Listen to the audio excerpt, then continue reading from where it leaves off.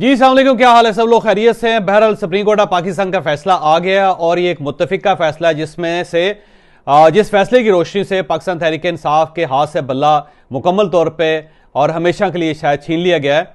और इस फैसले ने बिल आखिर होना ही था, क्योंकि जिस किस्म की कार्रवाई तहरीक इंसाफ की थी उसका नतीजा तो ज़ाहिर ये निकलना था। क्योंकि जब आप अदालतों को धोखा दे रहे हो, जब आप अपनी पार्टी को धोखा दे रहे हो, जब आप अपने आप को भी धोखा दे रहे हो, तो उसका नतीजा बहरहाल यही होता है। अब जब इलेक्शन कमीशन बार बार 2021 से आपको ये मौका दे रहा था कि आप इंट्रा पार्टी इलेक्शन करवा लें, लेकिन शुरू में क्योंकि आप हुकूमत में थे तो आपने इलेक्शन कमीशन की बात नहीं मानी और आपने इल्तवा ले लिया और आपने दरख्वास्तें दे के तो वक्त टालते रहे। और उसके बाद जब आपके वो बुरा वक्त आया तो उस वक्त फिर इलेक्शन कमीशन ने आपसे कहा कि आप इलेक्शन करवा लें, और उस वक्त जो इलेक्शन करवाया गया ज़ाहिर है उसके अंदर लकूनास थे।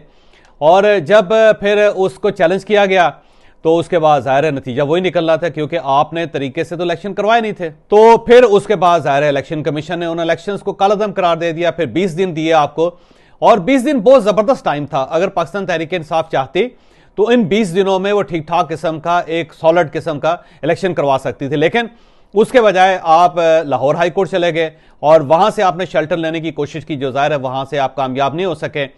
फिर आपको 20 दिन के अंदर अंदर इलेक्शन करवाने पड़े, और इलेक्शन के लिए क्या किया गया कि इमरान खान साहब ने जेल के अंदर बैठे बैठे गौहर खान साहब को अपना नया चेयरमैन नामजद कर दिया, और उसके बाद एक नोटिफिकेशन जारी हुआ, वो भी खुफिया जारी हुआ। फिर पेशावर के अंदर एक इलेक्शन करवाया गया जो 35 मिनट लंबा इलेक्शन था। उन 35 मिनटों के अंदर अंदर सब लोग बिला मुकाबला जीत गए और एक रिजल्ट बना के इलेक्शन कमीशन में जमा करवा दिया गया। और जब ये इलेक्शन वहां पे पहुंचा, ये नतीजे वहां पे पहुंचे, तो फिर जाहिर है आपके मुखालफिन भी थे, उन्होंने फौरी तौर पे इस इलेक्शन को चैलेंज कर दिया। और उसके बाद वही नतीजा निकला जो इलेक्शन कमीशन से निकला। इलेक्शन कमीशन ने इस इलेक्शन को कालअदम करार दे दिया। फिर आप दौड़ के पेशावर हाई कोर्ट चले गए, वहां से आपको सिंगल बेंच का फैसला आपकी हमायत में आ गया, आपको बल्ला मिल गया, और उसके बाद आपने बगलें बजानी शुरू कर दी। फिर उसके बाद जब ज़ाहिर इलेक्शन कमीशन दोबारा गया वहां पे, और उसने कहा जनाब ये हमें तो आपने सुना ही नहीं, और फिर वहां पे डिविजनल बेंच बन गया, और उस डिविजनल बेंच का भी नतीजा जो था वो आपके सामने था। इस दौरान पाकिस्तान तहरीक इंसाफ ने सुप्रीम कोर्ट ऑफ पाकिस्तान में भी बल्ले के निशान के लिए एक पिटीशन दायर की थी, लेकिन जब पेशावर हाई कोर्ट के अंदर से मामलात को सेटल होते हुए नजर आए तो फौरी तौर पर वो पिटीशन वापस ले ली गई। फिर पेशावर हाई कोर्ट के डिविजनल बेंच का भी फैसला आ गया, वो पाकिस्तान तहरीक इंसाफ के हक में था। और फिर उसके बाद इलेक्शन कमीशन ज़ाहिर सुप्रीम कोर्ट ऑफ पाकिस्तान चला गया, और जब सुप्रीम कोर्ट ऑफ पाकिस्तान पहुंचा तो वहां पे बहुत सारी चीजें जमा हो गई, बहुत सारी चीजें क्लब हो गई, और जब ये क्लब हुई तो फिर ज़ाहिर पार्टी को अब जवाब देना पड़ना था। अब जब पार्टी से सवाल किए जाते रहे 2 दिन तो पार्टी के पास कोई सफिशिएंट किस्म के जवाब नहीं थे। मसलन ये पूछा गया कि आप ये बताइए कि क्या अकबर एस बाबर साहब आपके बानी रुकन थे या नहीं थे? बताया गया कि हाँ रुकन थे। फिर उन्होंने कहा जी जब वो इलेक्शन लड़ना चाहते थे तो आपने उनको इजाजत क्यों नहीं दी? उन्होंने कहा जी कि हमने उनको पार्टी से निकाल दिया था। कहा गया कि जब आपने पार्टी से निकाला था तो ज़ाहिर कोई ना कोई नोटिफिकेशन तो किया होगा आपने, वो जमा करवाएं, तो आपके पास कोई नोटिफिकेशन नहीं था। फिर अकबर एस बाबर साहब ने कहा जी कि जब इन्होंने मुझे निकाला तो उसके बाद मैं तो हाई कोर्ट चला गया, और हाई कोर्ट ने मेरे हक में फैसला दे दिया था और कहा था कि आप इलेक्शन कमीशन जाके अपने राइट्स ले सकते हैं। और साथ ही अकबर एस बाबर साहब के वकील ने वो फैसला भी जमा करवा दिया जो इस्लामाबाद हाई कोर्ट का था, क्योंकि उससे पहले पाकिस्तान तहरीक इंसाफ मुसलसल ये कह रही थी कि इनके पास किसी किस्म का कोई फैसला नहीं, हमने इनको फारग कर दिया तो ये फारग हो गए। लेकिन जब इस्लामाबाद हाई कोर्ट का फैसला आया तो जाहिर है ये झूठ भी पकड़ा गया। फिर उसके बाद पाकिस्तान तहरीक इंसाफ बार बार ये कह रही थी कि हमारे साथ इम्तियाजी सलूक किया जा रहा है। तो जब सुप्रीम कोर्ट ऑफ पाकिस्तान के 3 रुकनी मोअज़्ज़ज़ बेंच ने पूछा कि आपके साथ ये इम्तियाजी सलूक कहाँ हो रहा है, कैसे हो रहा है, साबित करें, तो आपके पास कोई सबूत भी नहीं था। फिर यह कहा जा रहा था सिर्फ हम वाहिद पार्टी हैं जिनके इलेक्शंस को इतना दूरबीन के नीचे रख के देखा गया है। और जब इलेक्शन कमीशन से पूछा गया तो उन्होंने 13 पार्टियों की लिस्ट दे दी कि जिनके इलेक्शन भी कालादम करार दिए गए थे क्योंकि उन्होंने इंट्रा पार्टी इलेक्शन ठीक नहीं करवाए थे। तो वहां पे भी ज़ाहिर झूठ पकड़ा गया आपका। फिर पेशावर हाई कोर्ट का फैसला जब डिस्कस होना शुरू हुआ तो चीफ जस्टिस साहब ने पूछा कि आप ये बताएं कि आपने पेशावर हाई कोर्ट को बताया था कि आपने इसी फैसले के खिलाफ एक एप्लीकेशन लाहौर में दी हुई है। तो जाहिर पार्टी के पास इसका भी कोई जवाब नहीं था, क्योंकि इस चीज़ को पेशावर हाई कोर्ट से खुफिया रखा गया था। फिर उसके बाद यह पूछा गया कि क्या पेशावर हाई कोर्ट ने जो मुतासरा फ्रीकैन है उन सब से पूछा था। पता चला कि पेशावर हाई कोर्ट ने तो मुतासरा फ्रीकैन से बात सुनी ही नहीं है। तो वहां पे ये मसला भी खत्म हो गया।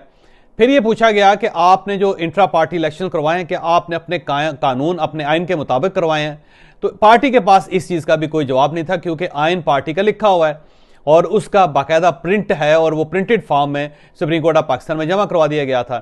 तो वकला के पास ये भी जवाब नहीं था। फिर उससे पहले जब लेवल प्लेइंग फील्ड का केस चल रहा था तो पार्टी ये क्लेम कर रही थी कि हमारे जो उम्मीदवार हैं उनके कागजात फाड़े जा रहे हैं। तो जब उनसे पूछा गया था कि कितने लोगों के कागजात फाड़े गए हैं, तो उस वक्त लतीफ़ खोसर साहब के पास कोई जवाब नहीं था।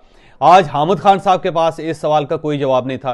तो बहरहाल जज्बाती तकरीरें पार्टी के वकला ने की, लेकिन वो कानूनी तौर पे वहां पे साबित नहीं कर सके। तो आज पूरे पाकिस्तान ने देखा कि पाकिस्तान तहरीक इंसाफ के वकला भी उतने ही नालायक साबित हुए हैं जितनी इनकी पार्टी नालायक साबित हुई थी।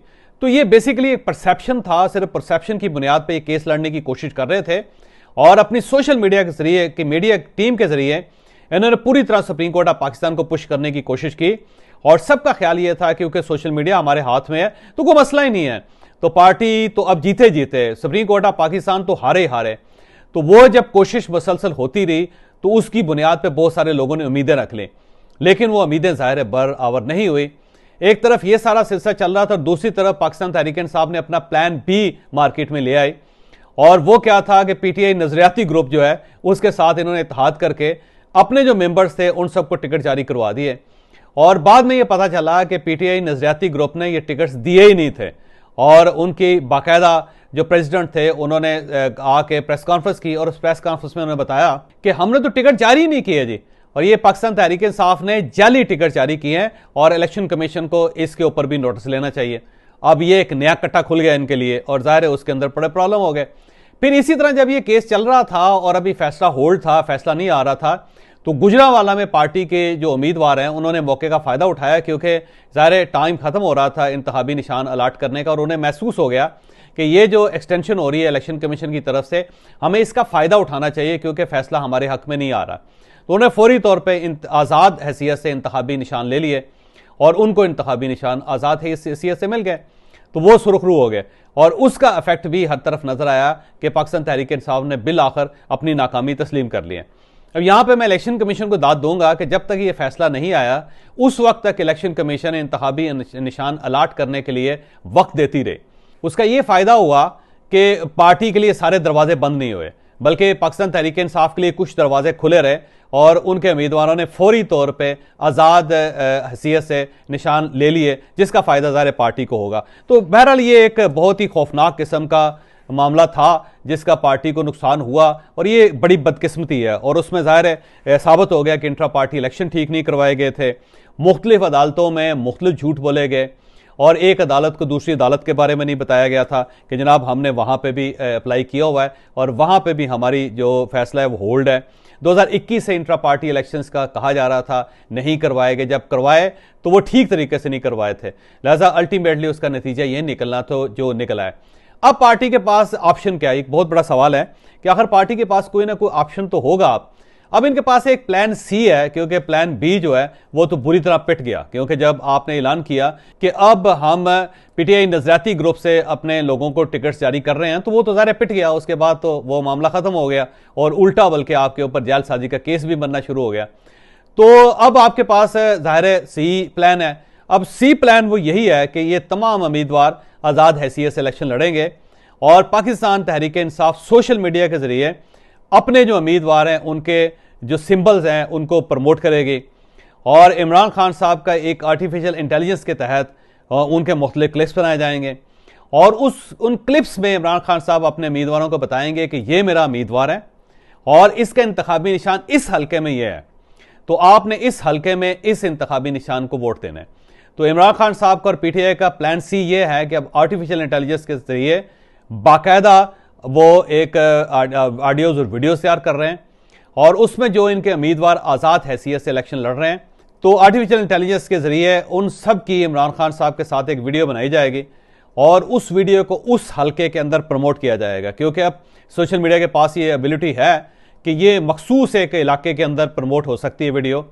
तो अब एक बड़ा हैवी बजट से पाकिस्तान तहरीक इंसाफ प्लान सी के तहत अपने अपने जो हल्के हैं उनके अंदर उम्मीदवार, उसकी इमरान खान साहब की तरफ से अनाउंसमेंट और उसकी तस्वीर और वहाँ पे फिर बाकायदा सोशल मीडिया कैंपेन की जाएगी ताकि हर हलके के अवाम को ये पता चले कि ये उम्मीदवार हमारा उम्मीदवार है और इसको इस सिंबल के साथ हमने इस हलके के अंदर वोट देने हैं। तो ये अब एक प्लान सी पाकिस्तान तहरीक इंसाफ के पास रहेगा, लेकिन सवाल फिर वही है कि अब क्योंकि आपके पास सिंबल नहीं है, आपकी पार्टी इलेक्शन नहीं लड़ रही, तो मखसूस सीटों से जो आपका कोटा है वो भी आपको नहीं मिलेगा। तो पाकिस्तान तहरीक इंसाफ के लिए आज का दिन इंतहाई खौफनाक था, बल्कि मुझे अब पार्टी के ऊपर तरस आ रहा है कि पहले इमरान खान साहब ने इस पार्टी को तबाह किया, अब इसके वकला ने भी इस पार्टी का जनाजा निकाल दिया। यहां मैं इमरान खान साहब का रिएक्शन भी आपके साथ शेयर करता चलूं कि जब इस फैसले का इल्म इमरान खान साहब को जेल के अंदर हुआ, ये मैं ज़हन में रखिएगा कि इमरान खान साहब सारा दिन ये केस सुनते रहे हैं। अब वो कैसे सुनते रहे हैं ये तो जेल हुकाम ही आपको बता सकते हैं कि कैसे वो सुनते रहे हैं, लेकिन बहरहाल उनको पल पल की खबर थी कि उनके वकला ने क्या जवाब दिया और चीफ जस्टिस ऑफ पाकिस्तान क्या पूछते रहे इनसे। और जब ये फैसला इमरान खान साहब तक पहुंचा तो इमरान खान साहब ने बाकायदा अपने माथे के ऊपर हाथ मारा इस तरह करके, और मार के हमने कहा कि बस मेरे वकला केस सही नहीं लड़ सके। तो उन्होंने सारा मामला अपने वकीलों पर डाला, बल्कि उन्हें हामिद खान साहब पे ज़्यादा एतराज़ था कि हामिद खान साहब जो हैं वो फोर्सफुली इलेक्शन ये केस नहीं लड़ सके। उनका ये कहना था कि उनकी आवाज़ ही नहीं निकल रही थी, जबकि वो अली ज़फ़र साहब से बहुत मुतमईन थे। उनका ख्याल था कि अली ज़फ़र ने कमाल कर दिया, लेकिन हामिद खान का फैसला ठीक नहीं था। तो हामिद खान साहब से इमरान खान साहब मुतमईन नहीं थे, तो उन्होंने बहरहाल बार बार अपने सर पे हाथ मार के कहा कि हामिद खान ये तूने क्या कर दिया।